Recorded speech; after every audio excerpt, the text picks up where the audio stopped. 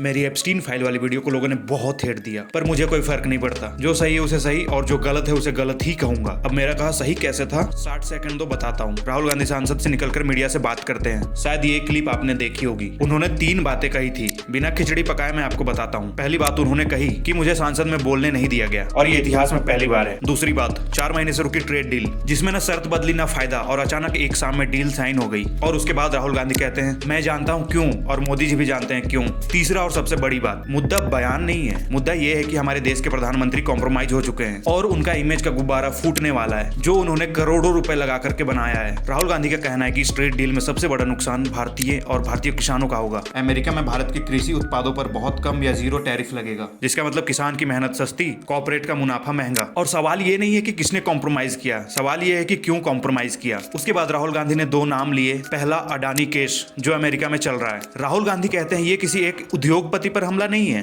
ये बीजेपी के पूरे फाइनेंशियल स्ट्रक्चर पे सवाल है। अडानी केस पे कोई और वीडियो में बात करूंगा। दूसरा मोस्ट इंपोर्टेंट, एप्स्टीन फाइल्स के बाद जो चीजें मैंने आपको पिछली वीडियो में ही बताया था, जिसके बारे में राहुल गांधी ने कहा अभी सब कुछ सामने नहीं आया है, मे बी यूएसए आगे चलकर रिलीज करे। और उसके बाद उनका पॉइंट इस और इशारा कर रहा था कि कहीं ना कहीं ये डील इसी दबाव में आके साइन हुई है, यानी इसी डर में। और ये सारे शब्द राहुल गांधी के थे। तो सवाल राहुल गांधी बनाम मोदी नहीं है, सवाल ये है अगर सब कुछ ठीक है तो सांसद में बोलने से डर क्यों? अगर ये डील देश के लिए है तो देश हित में क्यों नहीं? और हाँ, मैं किसी पार्टी का एजेंट नहीं हूँ, मैं सिर्फ वही बोलता हूँ जो सवाल बनता है, क्योंकि लोकतंत्र में सबसे खतरनाक चीज होती है सवाल से डर। पैसे क्रेडिट हो गए कमेंट करने वालों, मुझे कांग्रेस का कोई नेता जानता तक नहीं होगा। 250 सब्सक्राइबर है मेरे, और पर्सनली ना मुझे बीजेपी पसंद है ना कांग्रेस। बाकी सब्सक्राइब कर लो अगर मेरे इंटेंशन समझते हो तो।